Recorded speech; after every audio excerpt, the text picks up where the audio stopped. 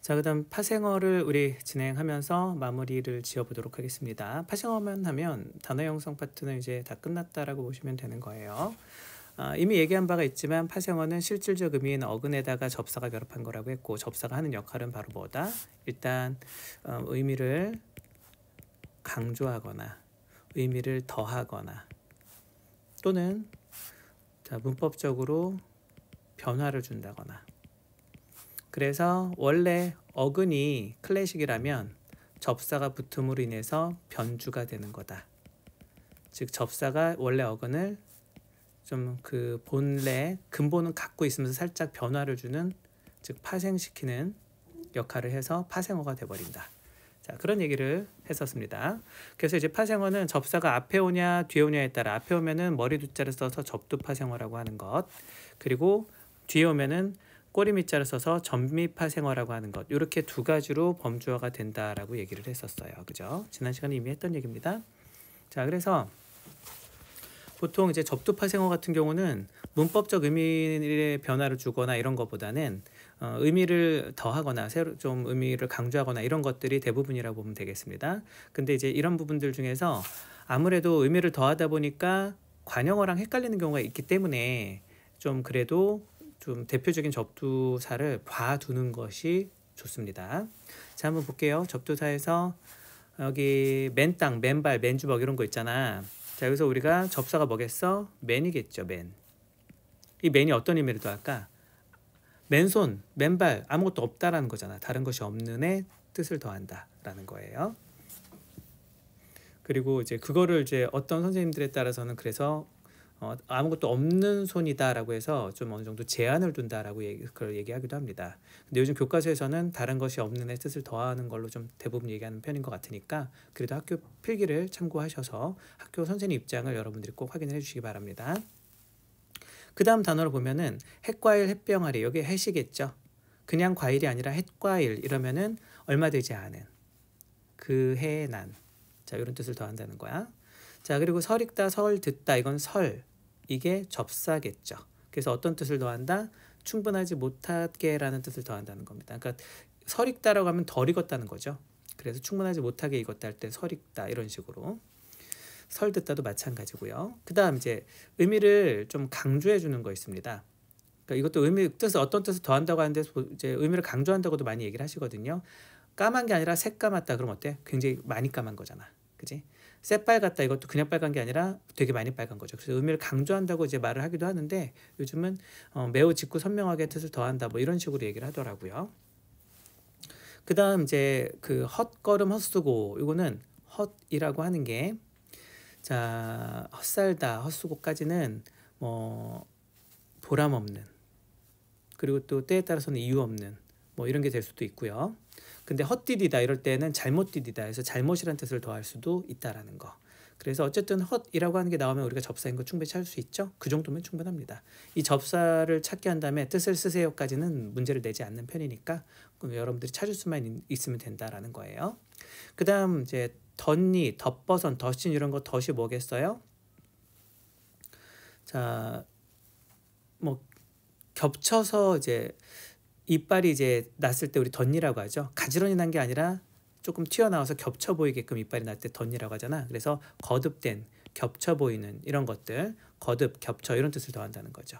덧대다, 덧붙이다도 마찬가지입니다. 덧대다, 덧붙이다, 이미 붙였던 데다 또 붙이는 거죠. 그러니까 겹쳐서 붙이는 거다. 덧대는 것도 마찬가지. 그래서 이런 것들이 대표적인 좀 접사기 때문에 이렇게 예를 들어봤습니다. 이런 식으로 예시를 조금 더 확장해 가면 되는 거고요. 필기, 학교 필기 당연히 중요할 거고요.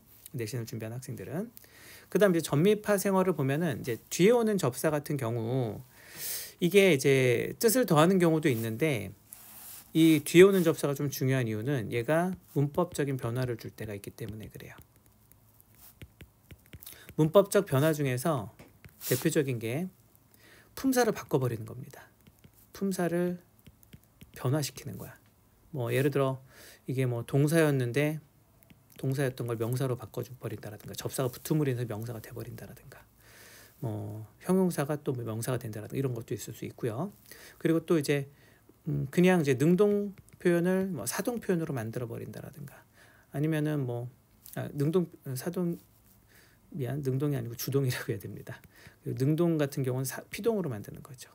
자, 이런 식으로 주동 표현, 즉 주어가 움직이는 표현을 사동으로 만들든가 능동적으로 하는 거를 피동적으로 당하게끔 만든다라든가 그런 것들이 있는데 예를 바로 들 겁니다. 자, 여기 이제 예를 보면은요. 접사 중에 질이라는 접사가 있어요. 망치, 질, 부채질 이런 것들은 그 도구를 갖고 하는 일이라는 뜻을 더하는 겁니다. 그래서 접두사처럼 얘도 뜻을 더하는 역할을 하는구나. 어렵지 않게 할 수 있죠. 쟁이 같은 경우도 그런 속성을 갖고 있는 사람을 뜻하죠. 겁쟁이, 겁을 많이 갖고 있는 사람들 겁쟁이라고 하잖아. 고집쟁이 이런 것도 고집 많은 사람들 얘기하죠. 그러니까 쟁이가 접사구나라는 거 알 수 있고요. 그다음 꾸러기도 접사야. 좀 길죠. 세 음절이나 되는데 이게 접사입니다. 그래서 장난꾸러기 할 때 꾸러기 이거 접사예요. 잠꾸러기 할 때 꾸러기 이것도 접사입니다. 자, 그래서 장난이 많은 사람, 잠이 많은 사람 이렇게 우리가 장난꾸러기, 잠꾸러기라고 얘기를 하죠. 그 다음에 개라고 하는 거.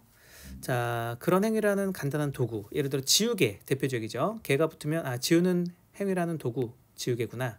지우다가 원래 이제 동사잖아. 그래서 이렇게 그 속성에다가 이렇게 도구의 뜻을 더하는 게 됐다라는 거고요. 덮개. 자, 이것도 덮는 거가 이렇게 명사로 해서 이렇게 덮는 그런 도구를 나타내주는 뜻을 더한다라는 겁니다.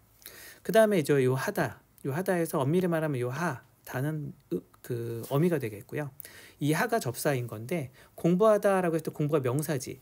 명사인데 뭐가 됐어? 공부하다가 되니까 동사, 전체는 동사가 됐죠. 그러니까 명사였던 단어를 동사로 바꿔줬다라고 얘기를 하는 거야.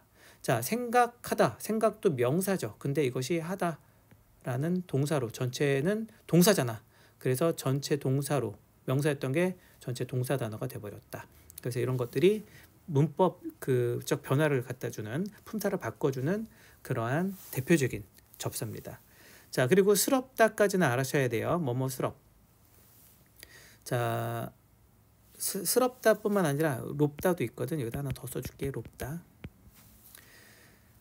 자, 여기서 복스럽다. 그럼 복스럽다. 복이 원래 명사죠. 근데 스럽다라고 하면 전체가 형용사가 됩니다. 자랑 명사죠. 스럽다가 되면은 형용사가 됩니다. 그래서 형용사를 만들어준다라는 거야. 그런 성질이 있다라는 뜻도 더해준다라는 거죠. 자, 롭다 내가 지금 따로 방금 지금 추가를 했는데 나 이게 있는 줄 알았는데 없어서 얼른 내가 급하게 지금 추가했습니다. 자, 이런 거 새롭다라는 단어 보면은 새라고 하는 거는 새 책 이렇게 해서 새 책을 꾸미는 관형사거든. 품사로는 얘가 관형사란 말이야. 관형사인데 롭다가 붙으니까 어떻게 바뀌어? 전체가 새롭다는 용언인 형용사가 되는 겁니다. 그래서 관형사에서 형용사로 품사를 바꿔줘 버리죠. 그래서 이런 것들도 바로 접사가 된다라는 거예요. 새롭다의 롭, 스럽의 스럽, 하 이런 것들이 또 다 접사가 된다라는 거예요.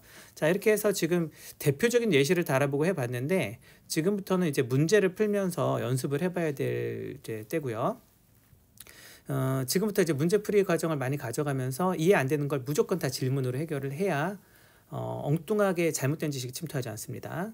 문제를 이제 좀 면밀하게 잘 풀어보고 계속해서 질문을 해주시기 바랄게요.